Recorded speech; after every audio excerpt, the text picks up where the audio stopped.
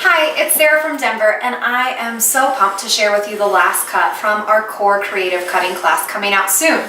This is the shortest look out of all 3 haircuts that we cover, and it is fantastic because it pairs graduation with a layer with disconnection. So it offers a lot of versatility in styling and how much movement your guests can get. And one of my favorite things that I like most about this is that I didn't texturize the top at all. We use this bias cutting technique, which I'll explain in a minute, that allows for this separation and division in the hair so that you see that pieciness, which I think is fantastic.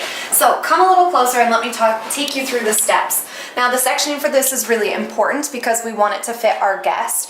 We've got 2 options here. Both start with a triangular shaped section on top of the parietal ridge. You want to be on top of the parietal ridge so that this has more movement and doesn't sit static. If it sits lower, it's going to look more masculine and heavy. Now option 1 is to take our subsections here after we create our initial guideline. On either option is going to be this diagonal forward, and we highlight the cheekbones. But our subsections then have the option to come vertical or to pivot. When we go more on this vertical diagonal subsectioning for our first option, this allows us to maintain the most amount of length and weight, where the pivoting helps us to remove the most amount of bulk.